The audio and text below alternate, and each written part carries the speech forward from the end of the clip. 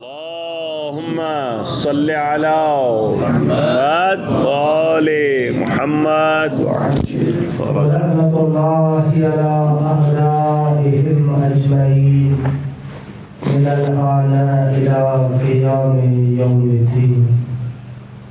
أما بعد فقد قال الله سبحانه وتعالى في كلامه المجيد: بسم الله الرحمن الرحيم إنا أعطيناك الكوثر فصل لربك وانحر إن شانئك هو الأبتر. ایک مرتبہ درود پڑھ محمد وآل محمد کی اللهم صل على محمد وآل محمد وعجل فرجهم. پروردگار عالم بانیان مدارس کا یہ فرش اعلیٰ بچھانا اور آپ تمام سوگواران جناب سیدہ کا اس مجلس اعلیٰ میں شریک ہونا اپنی بارگاہ میں قبول فرمائے. خدا متعال توفیق دے کہ زبان پر وہ کلمات جاری ہوں کہ جن کلمات سے خود خداوند متعال اہل بیت اطہار کی ذوات مقدسہ راضی ہوں.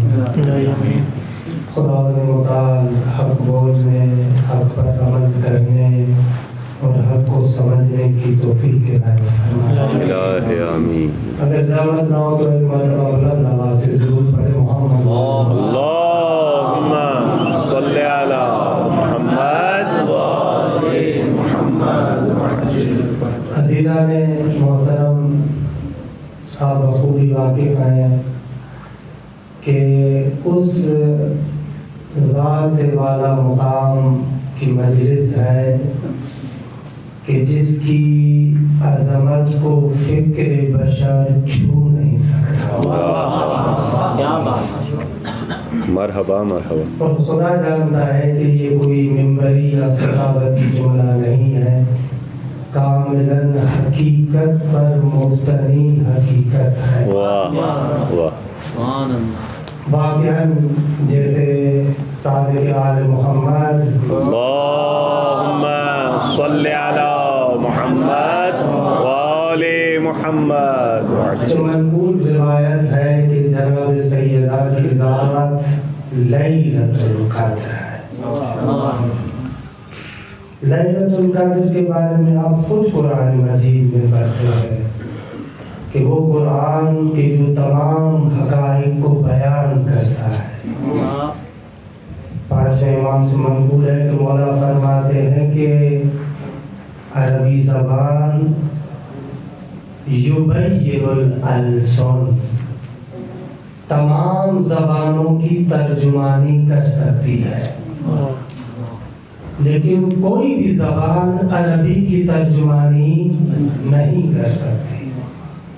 پھر اس عربی زبان کے اندر قرآن مجید جیسی فصاحت و بلاغت کسی جگہ پر نہیں کہ جس کو خدا نے خود کہا کہ یہ بیان ہے، یہ مبین ہے، ہر چیز کو بیان کرنے کی صلاحیت رکھتا ہے. لیکن یہی قرآن مجید جب لیلۃ القدر کے بارے میں گفتگو کرتا ہے تو وہاں پر مبہم انداز سے گفتگو ہے. اِنَّا أَنزَلْنَاهُ فِي لَيْلَةِ الْقَدْرِ وَمَا أَدْرَاكَ مَا لَيْلَةُ الْقَدْرِ. تجھے کیا بتا کہ لیلۃ القدر کیا ہے؟ تو کہاں سمجھ سکتا ہے؟ خدا بیان کر سکتا ہے لیکن عالم الفاظ میں طاقت نہیں کہ لیلۃ القدر کو بیان کر سکے. لہذا مبہم انداز میں، تفخیم کے انداز میں، اس انداز میں خدا نے کہا وما ادراک ما لیلۃ القدر.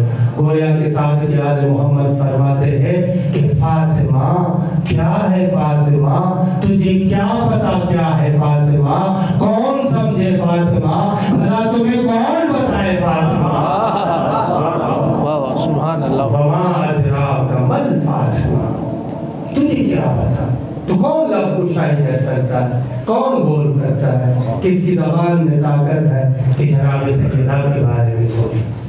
اچھا ایک رخ یہ ہے لیلۃ القدر کا، یا حتیٰ بعض روایات میں فاطمہ کی جو وجہ تسمیہ بیان کی گئی ہے، ایک وجہ یہ بھی ہے لأن الخلق فُتِنُوا عن معرفتها، لوگ کنہ معرفت سیدہ کو نہیں سمجھ پا رہے، لہذا فاطمہ ہے، لہذا فاطمہ ہے۔ ایک اور رخ جو لیلۃ القدر کے ساتھ وابستہ ہے وہ یہ ہے کہ جتنی بھی بشر کی تقدیرات ہیں، تمام مقدرات کا تعلق لیلۃ القدر سے ہے۔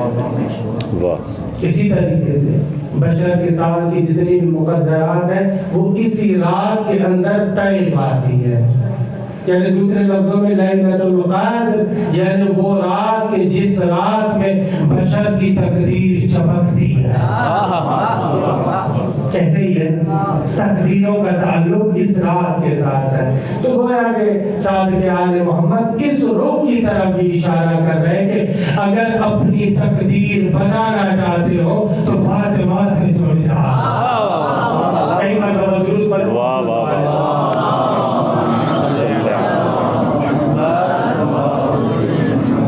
تو جناب سیدہ کے بارے میں کون بول سکتا ہے، کیا بول سکتا ہے، کیسے بول سکتا ہے؟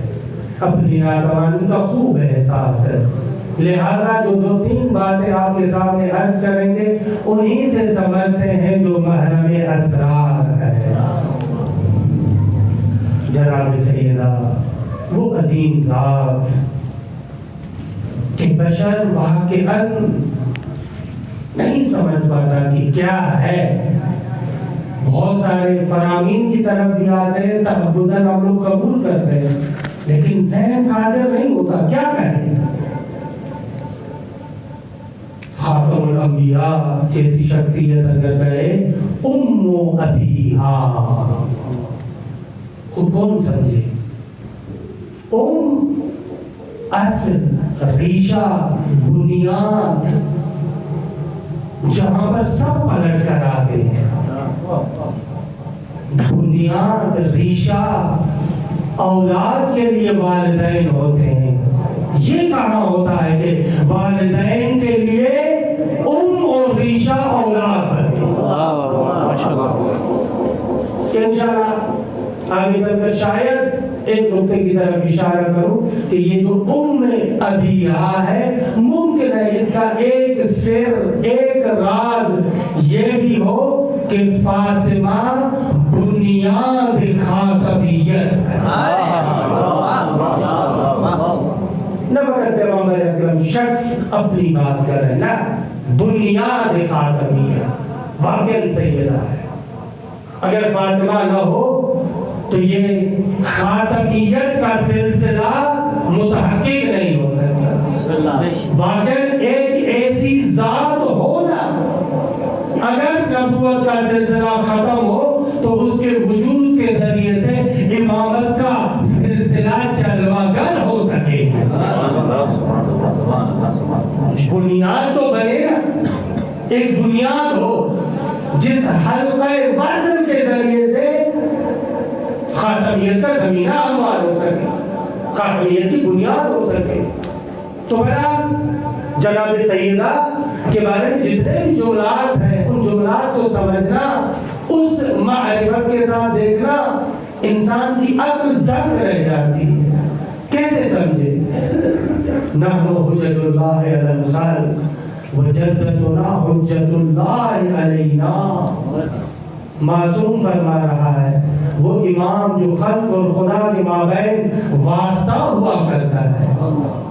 ہمارے مکتب تشیع میں امام کوئی اس عام روحانی کی طرح تھوڑی ہے، دوسروں کیا ایسے ہے کہ امام حکمران کی حیثیت رکھتا ہے، لیکن ہمارے یہاں نا مکتب تشیع میں امام یعنی وہ حلقہ وصل جو پوری مخلوق کو خدا کے ساتھ جوڑے،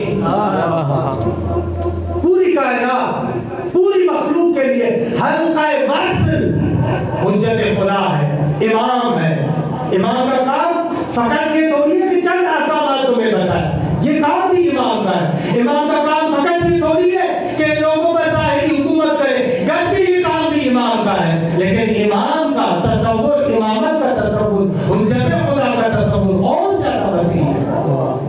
وہ تمام مخلوق کے ساتھ جڑا ہوا ہے. حجت اللہ علی الخلق، پوری مخلوق پر حجت خدا ہے. یعنی کائنات کو خدا کے ساتھ جوڑنے والے حلقہ وصل کو امام کہتے ہیں. لیکن کیا مقام ہے سیدہ کا کہ وہ کہ جو تمام مخلوق کو خدا کے ساتھ جوڑ رہا ہے، وہ یہ جملات کہے کہ ہم اگر خدا سے جڑتے ہیں تو واسطہ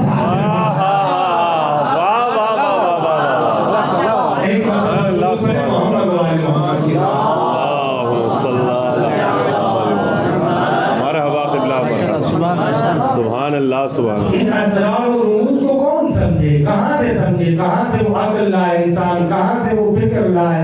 کہاں سے وہ سوچ لائے کہ ان اسرار کو سمجھ سکے؟ بہرحال اور یہی سبب ہے.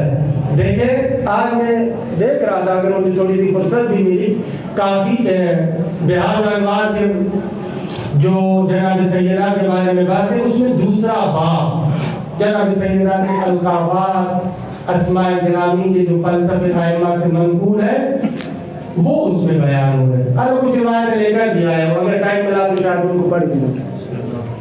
ایک چیز جو مجھے واقعی متحیر کر رہی تھی، مسلسل روایتیں دیکھ رہا تھا، ایسے لگ رہا تھا جس امام سے سوال کرو جناب سیدہ کے بارے میں کہ مولا بتائیں آپ کی دادی کو فاطمہ کیوں کہتے تھے، کوئی امام ایک جواب دے رہا ہے، دوسرا دے رہا ہے، تیسرا دے رہا ہے، چوتھا دے رہا ہے.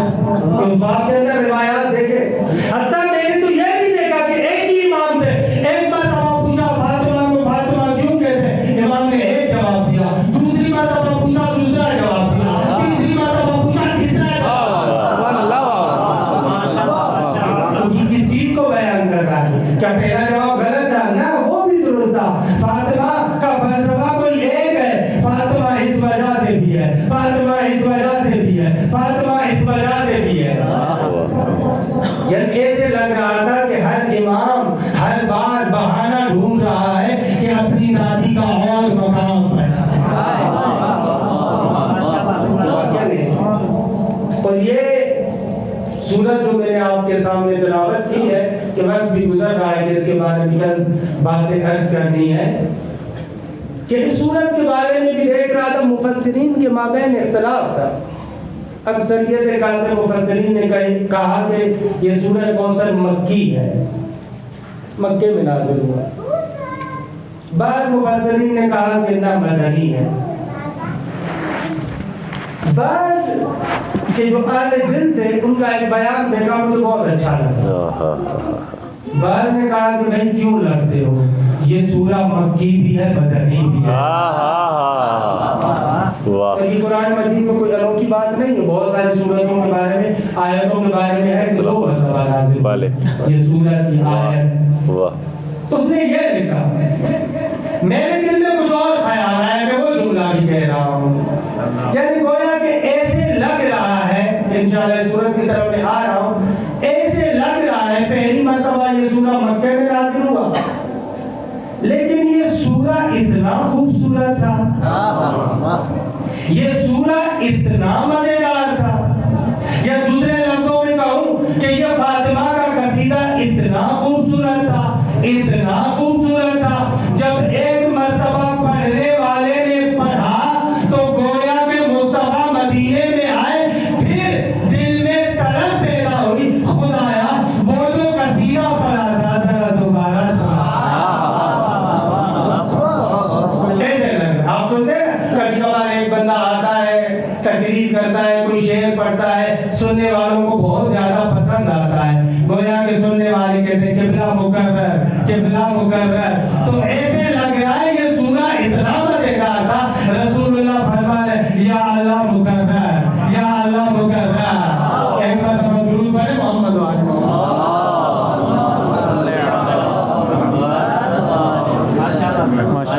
یہ سورہ کوثر کے دو تین باتیں جلدی میں عرض کروں اور اپنے عرائض کو سمیٹ لوں.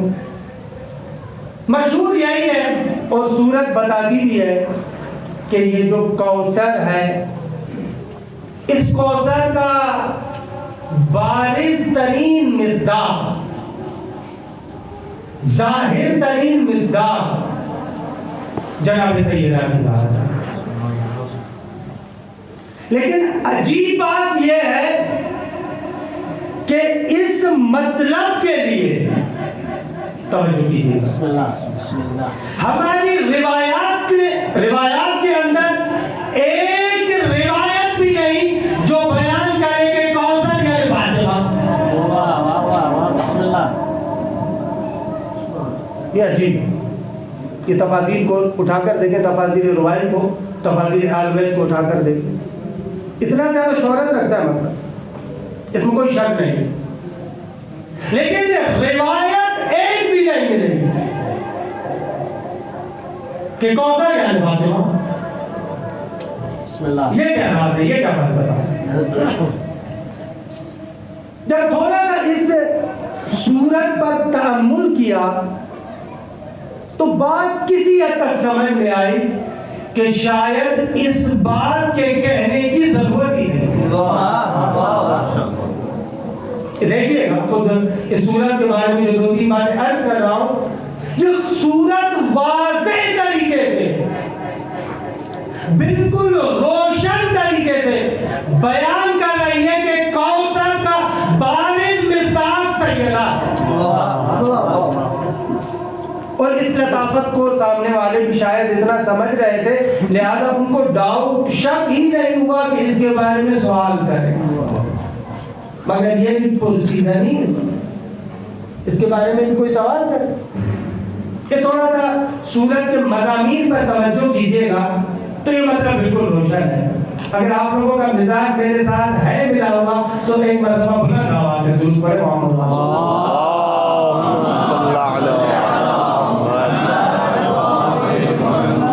اچھا، اس میں تو شک نہیں ہے، آپ لوگوں کے ذہن میں بھی ہے اور عام طور پر سنتے رہتے بھی ہے کہ شان نزول وہی عاص ابن وائل والا قصہ ہے کہ عاص ابن وائل کہتے ہیں کہ پیغمبر اکرم مسجد سے باہر جا رہے تھے، مسجد الحرام سے، تو راستے میں عاص ابن وائل ملا، تھوڑی سی پیغمبر کے ساتھ گفتگو کی، پھر یہ مسجد الحرام میں آیا، رسول اللہ باہر گئے، سائڈ میں کچھ لوگ بیٹھے ہوئے تھے جو دشمن مصطفیٰ تھے، یہ عاص ابن وائل ان کے پاس آیا، مرحوم علامہ نے المیزان میں شان نزول لکھا اور سب نے تقریباً یہ شان نزول لکھا۔ کسی نے سوال کیا ان قریش کے رؤساء میں سے کہ یہ کس سے بات کر رہے تھے، تو اس عاص ابن وائل نے وہاں پر گستاخی کی، کہا کہ وہ کہ جس کی نسل ختم ہونے والی ہے، یعنی جائے گا، ختم ہو جائے گا، ذکر و فکر اولاد وغیرہ سب کچھ ختم ہو جائے گا، لیکن میں لفظ ابتر نہیں استعمال کر رہا رسول اللہ کے، جس کی نسل ختم ہو جائے گی۔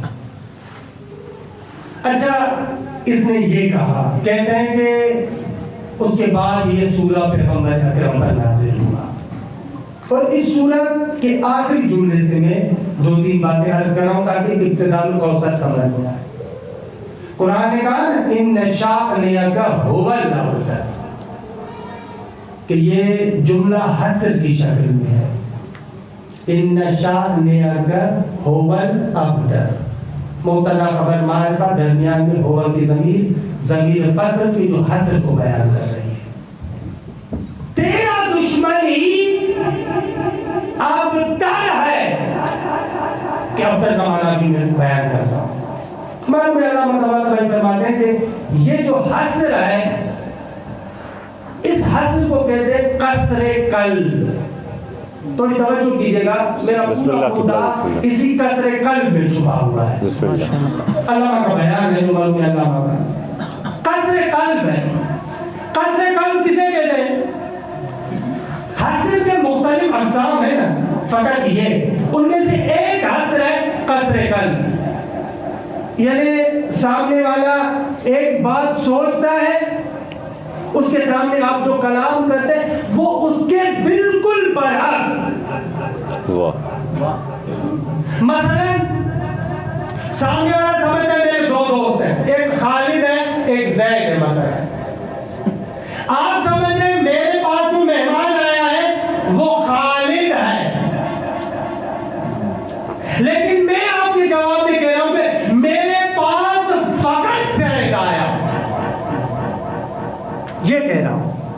اس کو کہتے ہیں کسر قلب. یعنی جو تم سمجھ رہے ہو کہ میرے پاس خالد آیا، نہ خالد نہیں زید آیا. کسر قلب کا مطلب ایسے ہوتا ہے کہ تو جو سمجھ رہا ہے یہ غلط ہے، اس کے برعکس.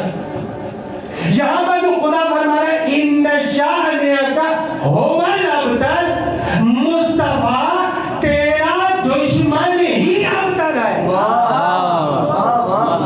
یعنی وہ جو سمجھ رہا ہے کہ آپ کی نسل ختم ہوگی، نہ آپ کی نسل تو کوثر کی طرح جاری رہے گی، یہ ختم ہوگا. کسر قلب کا یہ معنی ہوا نا.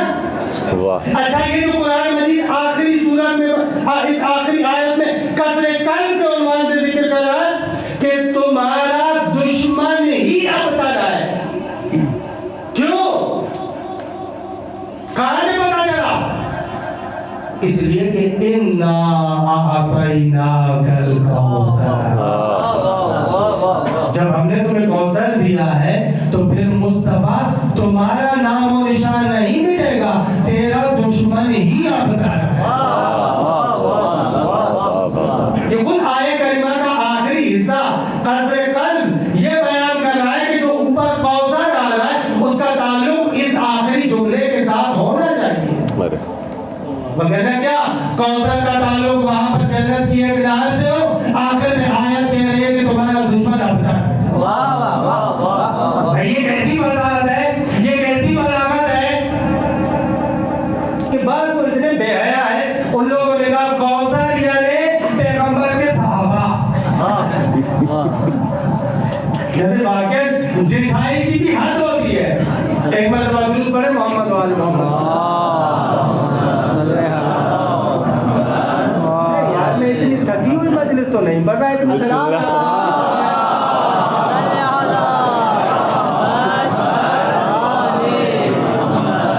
یہ بھی عجب ہے، ہم لوگ نیچے ہوتے ہیں تو اوپر والا کہتا ہے یار تھوڑا سا بولو، اور اب آپ لوگ نیچے بیٹھے تو ہم کہہ رہے ہیں کہ تھوڑا سا بولے.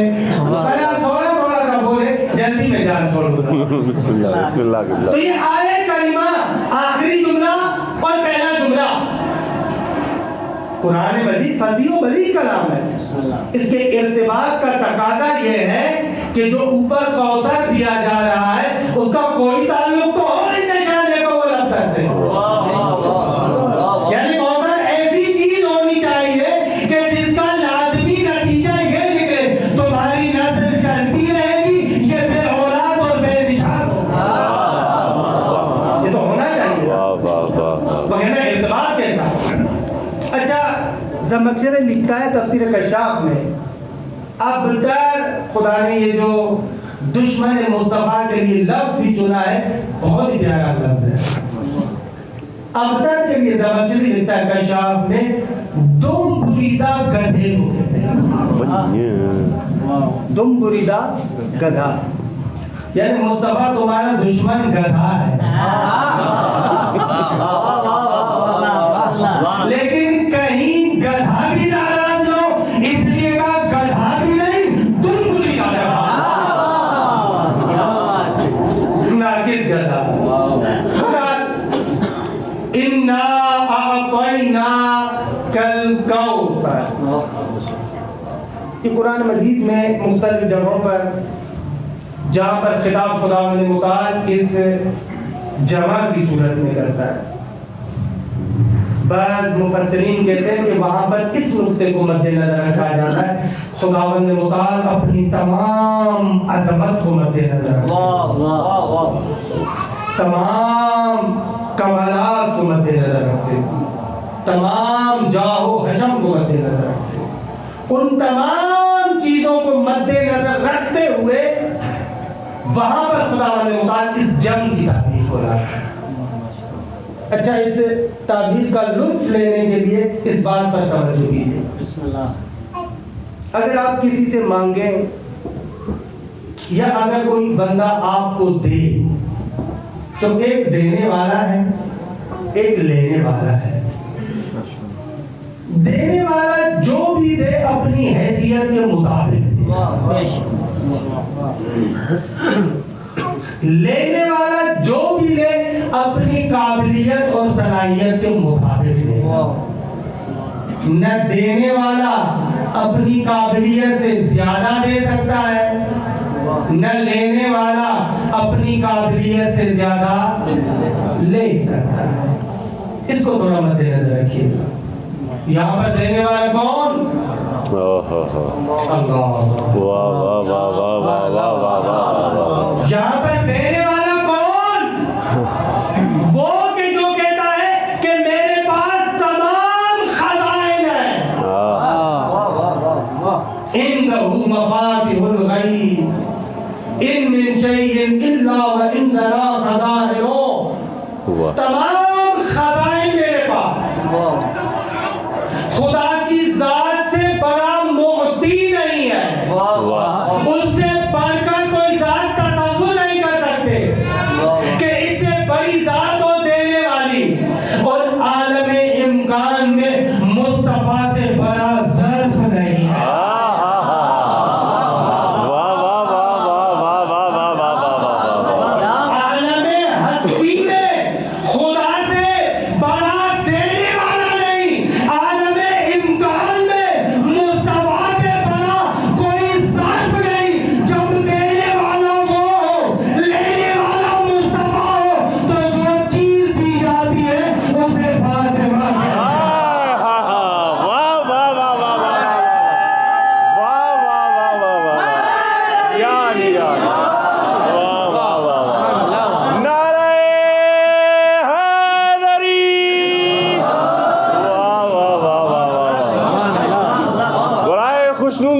سیدہ طاہرہ بآواز بلندتر صلوات۔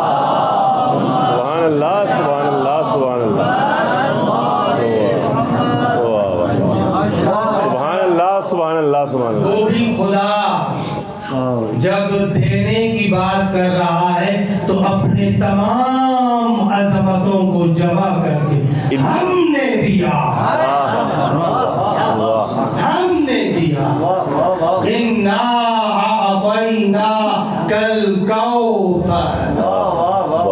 اچھا لفظ بھی کیسا انتخاب کیا، کوثر، کہ ماشاءاللہ آپ بزرگوار اہل ادب ہے، جانتے ہیں کہ کوثر فوعل ایک مبالغے کا صیغہ ہے۔ کوثر فوعل کے وزن پر خیر دیا، نہ بہت زیادہ خیر دیا، خیر دیا، نہ بہت زیادہ خیر دیا۔ بلکہ اگر اس کا ترجمے کا حق ادا ہو تو شاید یوں کہا جائے مصطفیٰ تجھے خیر ہی خیر دیا۔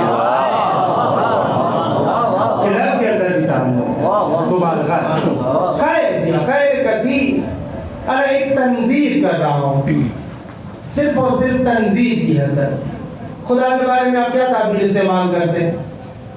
کہتے ہیں خدا کمال ہے، نہ کمال مطلق ہے، نہ کل الکمال ہے۔ نہ شاید میرے الفاظ اچھے نہیں ہیں، کل الکمال۔ واہ واہ واہ واہ واہ، کل الکمال، تنظیر کمال، نہ کل الکمال، نہ کل الکمال، نہ کل الکمال۔ تنظیر دے رہا، گویا کہ ایسے لگ رہا ہے مصطفیٰ تمہیں خیر دیا، بہت زیادہ خیر دیا، نہ وہ دیا جو سارے کے سارا خیر ہے، خیر دیا، کل الخیر دیا، نہ کل الخیر، مکمل خیر ہے، کمال ہی کمال ہے، اس کے اندر صرف اور صرف کمال ہے۔ کون دے رہا ہے؟ خدا دے رہا ہے۔ کسے دے رہا ہے؟ مصطفیٰ کو دے رہا ہے۔ اچھا جب ہم نے یہ کمال دیا، کلو الکمال دیا، سارے کا سارا کمال دیا، سارے کا سارا خیر دیا، تو اب مصطفیٰ فصلی لربک، اس آیت کے لائن کو تو دیکھیں، اِنَّا أَعْطَيْنَاكَ الْكَوْثَرَ، مصطفیٰ کوثر دیا، خیر دیا، سارے کا سارا خیر دیا، بہت زیادہ خیر دیا۔ اب جب اس طریقے سے ہے، فا اس کو بیان کر رہا ہے، کہہ رہے یہ فا بتاتا ہے گویا کہ یہاں پر شرط معذوف ہے۔ اذا کان الامر کذالک، مصطفیٰ جب فاطمہ لے چکے، مصطفیٰ جب کوثر لے چکے، مصطفیٰ جب خیر کثیر لے چکے، تو اب اس خیر کثیر کا شکرانہ نہیں ادا کرو گے؟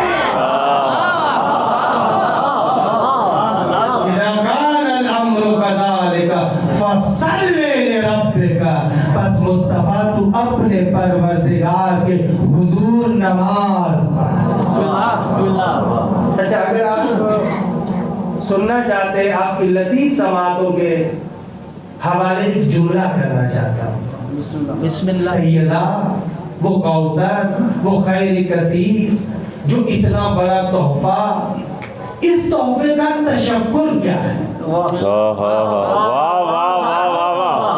واہ واہ واہ واہ واہ، اس تحفے کا تشکر کیا ہے؟ فصل نماز، نہ مطلق نماز، نہ اللہ اکبر۔ اس تحفے کا تشکر مطلق صلاۃ نہیں، ہر نماز نہیں، ہر ایک کی نماز نہیں، فاطمہ جیسی نعمت کا تشکر حد اقل نماز مصطفی ہو۔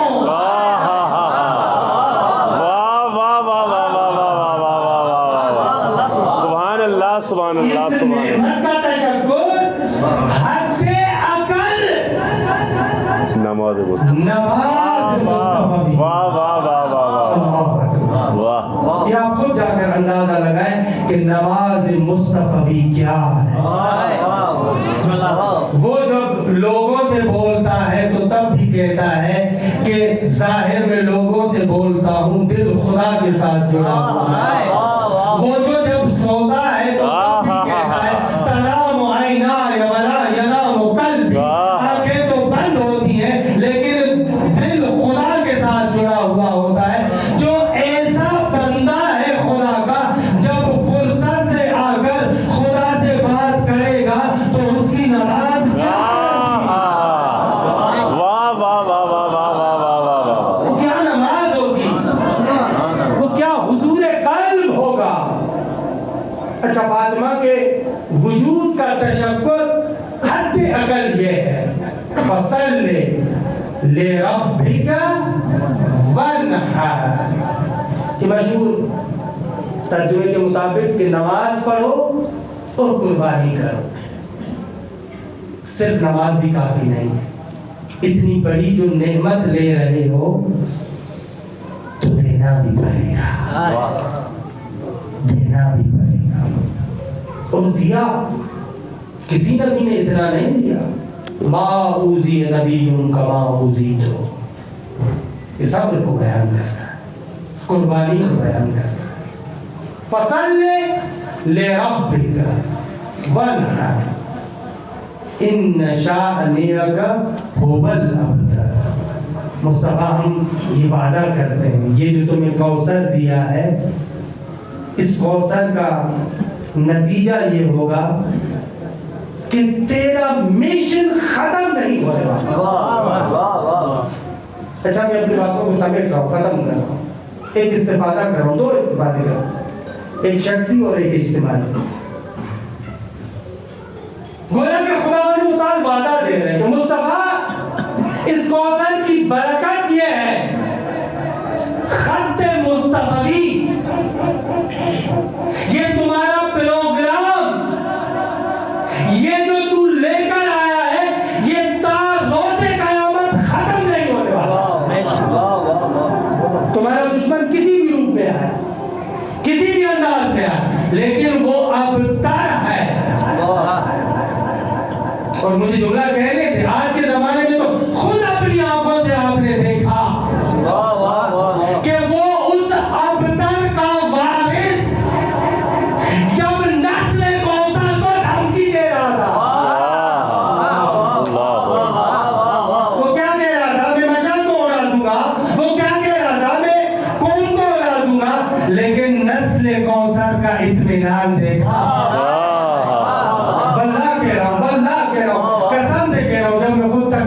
सुन रहा था, इस फर्जंद ज़हरा की तकरीर सुन रहा था, रहबर मुअज़्ज़म की तकरीर सुन रहा था, इस कौसर के तसलसल को देख रहा था, इस कौसर के जरेआन को देख रहा था, जैसे कुछ हुआ ही नहीं।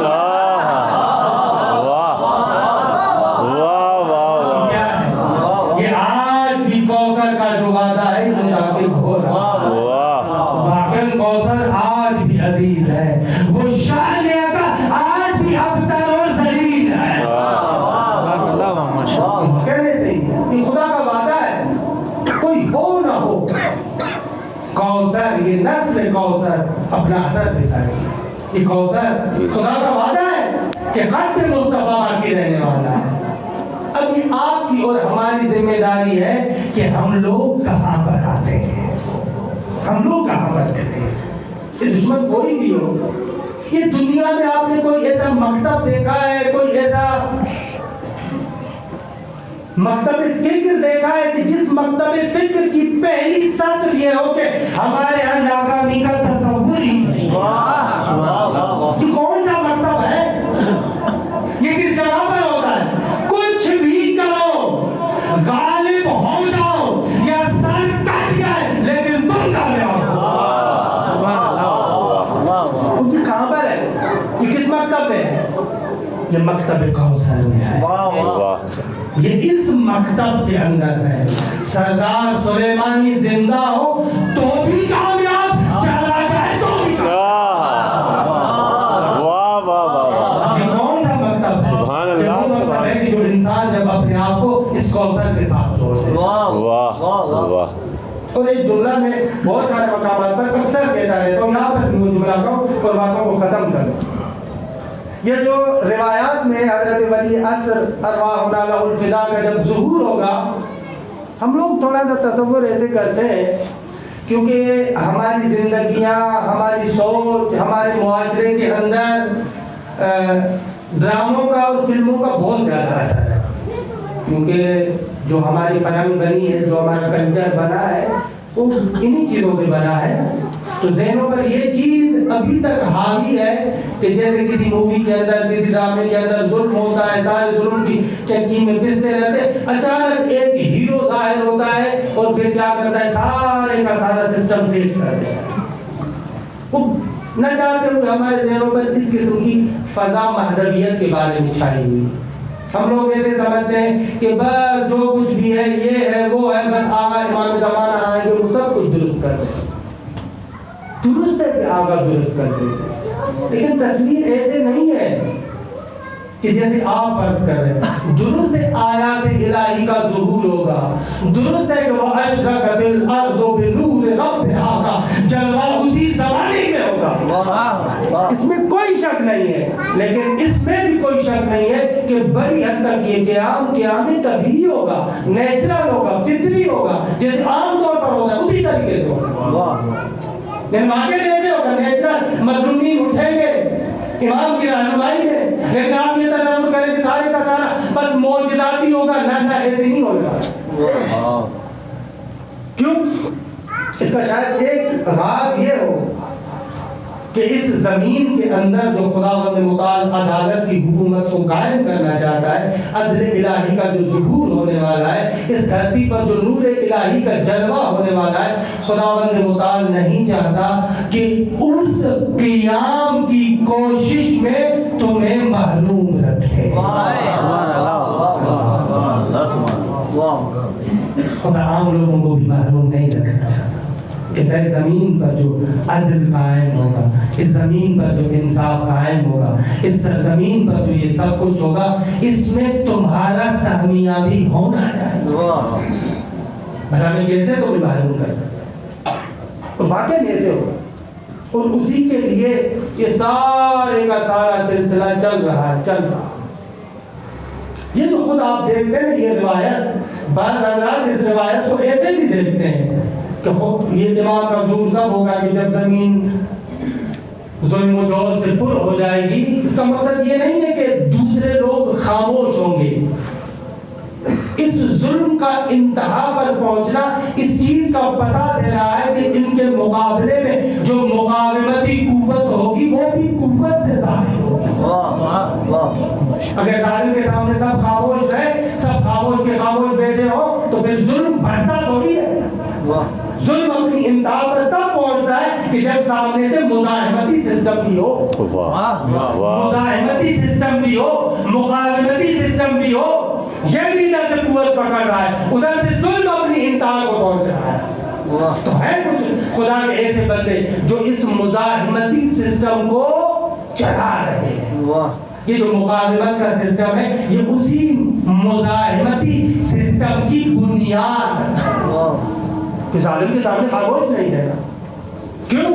اس لیے کہ کوثر کے بارے سے، اس لیے کہ واقعہ ہم لوگ کوثر کے بارے سے. ایک جملہ اور بات تو ختم کر. اسی سورہ کوثر کو اجتماعی بہرے سے ہٹا کر اپنے فردی زندگی پر نافذ کریں تو اسے ایک اور درس بھی ملتا ہے. یہ میرا ختم کلام ہوگا. یہ عرفاء جو تفاسیر یا اچھی تعبیر کروں تعویلات لکھتے ہیں، ان تعویلات میں ان آیات سے، روایات سے، خصوصاً صورتوں سے، آیات سے ایک عرفانی بہرا نصیب، حظ اور حصہ لینا چاہتے ہیں. تفسیر نہیں کرتے، وہ تعویل کرتے ہیں. برحال تعویل کے اپنی جگہ پر مبانی ہے کہ تعویل ایسی ہونی چاہیے جو تمام مسلمات قرآن، مسلمات دین کے ساتھ نہ ٹکرائے، ان کے ساتھ ہم آہنگ ہو، ان کے برخلاف نہ ہو، لفظ کے اندر بھی تحمل ہو. اس کے بعد آپ ان الفاظ قرآنی سے وہ عرفانی استفادہ بھی کر سکتے ہیں. یہ برحال تعویلات کے اپنے مبانی ہیں. اس اعتبار سے اگر اس سورہ کوثر کو دیکھیں، یہ جریان ہر ایک انسان کا ہے. یہ ہر ایک انسان کے لیے ہے. ہر ایک بندے کو خدا کہتا ہے اِنَّا أَعْطَيْنَاكَ الْكَوْثَرَ. ہر بندے سے خطاب ہے. تعبیر کر رہا ہوں، تفسیر اپنے مقام پر. ہر ایک بندے کو خدا نے کوثر دیا اور کچھ نہ ہو. فقط انسان، ہر مومن اپنے قلب کو دیکھے تو اس بات کی تصدیق کرے گا کہ خدا نے ہر انسان کو قلب کوثر دیا. اِنَّا أَعْطَيْنَاكَ الْكَوْثَرَ. تمہیں کوثر دیا، تمہیں بھی کوثر دیا. لیکن تمہاری ذمہ داری کیا ہے؟ اس کوثر کے مقابلے میں فصل لے ربک. یہ قلب جب کوثر ہے تو اس دل کو اسی کے حوالے کر. فصل لے اسی کے حوالے کر. دل اس نے دیا ہے، یہ کوثر اس نے دیا ہے. اس کوثر میں بھی اسے ہی رکھو. وَانْحَرْ. تمام خواہشات کے گلے پہ خنجر چلا کے قربانی کر. وَانْحَرْ. قربانی کر. واقعاً اگر فصل لے ربک کی منزلت پر آئے، اپنے آپ کو خدا کے حوالے کیا، وَانْحَرْ. تمام نفسانی خواہشات کے گلے پہ خنجر چلا کے قربانی کر دی تو اب خدا کا وعدہ ہے ان شأنک هو الابتر. جو تیرا دشمن ہے، جو شیطان، وہ جتنی بھی چالیں چلے لیکن وہ سب کی سب ناکام. کوئی بھی چال نہیں چلے، سب چالیں فضول ہیں. اور واقعاً ایسے دیکھا تاریخ کے اندر جتنے بھی آپ افراد دیکھیں آپ کو نظر آئے گا جو مردان الہی تھے، جنہوں نے کوثر قلب کی حفاظت کی، جنہوں نے اپنے وجود کو فقط اسی کی ملکیت سمجھا. کسی جگہ پر ان کے قدم نہیں ڈگمگا ہے. بعض کتابوں میں نے یہ روایت دیکھی، کہتے ہیں کہ ایک یہودی ہے مدینے کے اندر، رسول اللہ کی وفات کے بعد کا قصہ ہے. پیغمبر کی زندگی میں وہ مسلمان نہیں. ایک مرتبہ مدینے کی کسی گلی میں کھڑا تھا، ایک منظر دیکھا، بہت زیادہ بھیڑ تھی.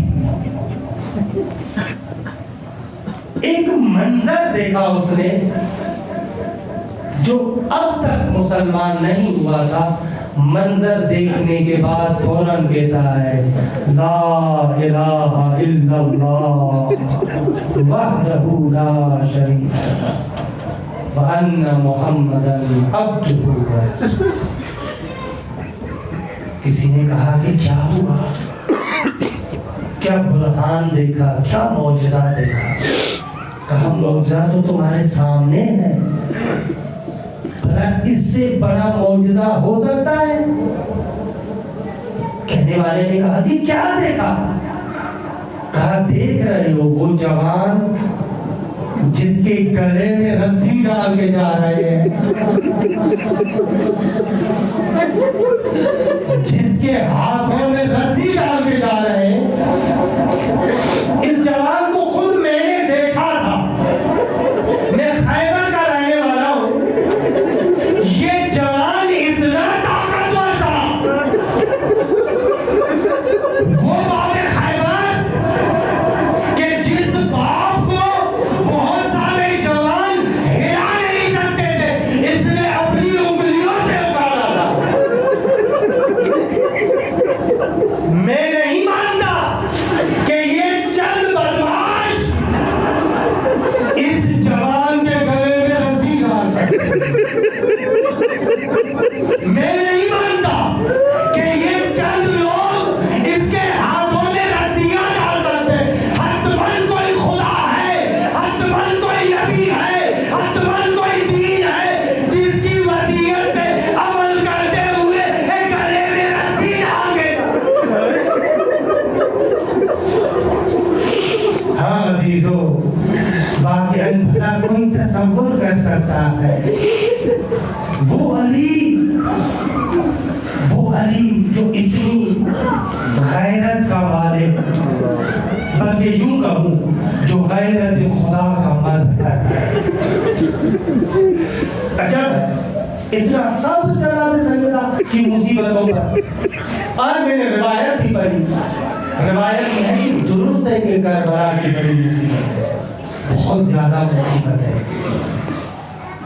لیکن مرحوم شیخ عباس قمی علیہ الرحمہ لکھتے ہیں کہ بعض مقامات پر جب دیکھتے ہیں لگتا ہے کہ علی کی مصیبتوں کے سامنے کربلا بھی کچھ نہیں. واقعاً جو صبر کا واقعاً کوہ صبر ہے، صبر کا پہاڑ ہے. لیکن بعض مقامات پر دیکھا یہ صبر کا پہاڑ بھی ریزہ ریزہ ہے. تو واقعاً ایسے ہی ہے. ایک روایت فقط آپ کی زحمتوں کے تمام شیخ عباس قمی نے یہ روایت ابن ابی الحدیث سے نقل کی، بیت الاذان میں اس کو نقل کیا ہے ابن ابی الحدیث سے، شرح نہج البلاغہ سے. شیخ عباس قمی کہتے ہیں کہ ابن ابی الحدیث لکھتا ہے کہ فتح مکہ کے بعد رسول اللہ جو رحمت خدا کا مظہر ہے،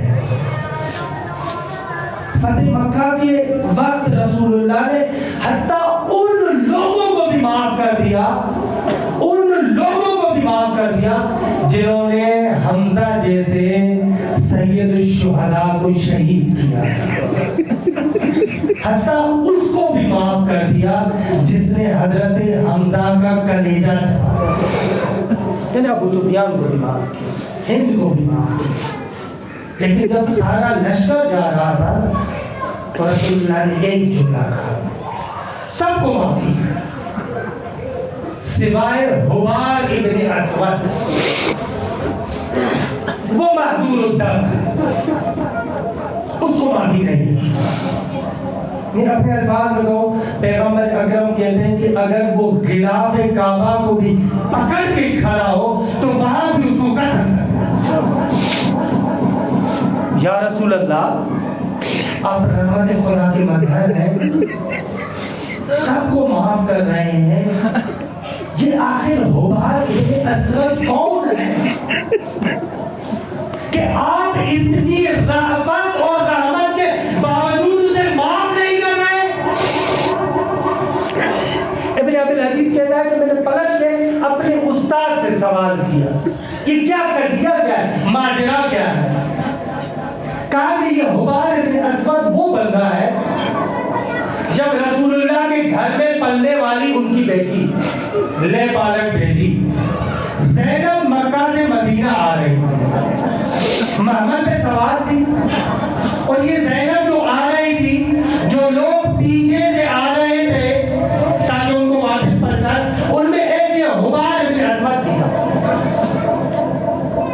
ایک جگہ پر آیا اور اس نے اپنے نیزے کا اشارہ کیا،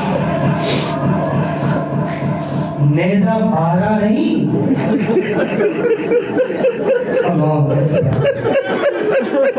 نیزہ مارا نہیں، کسی تاریخ نے نہیں لکھا کہ اس نے نیزہ مارا ہو یا غلاف مارا ہو یا تواجہ مارا ہو،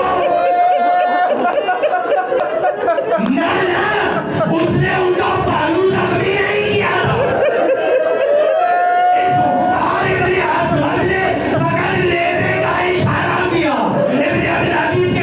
میرے استاد نے کہا زینب کا بچہ سکھ ہو گیا،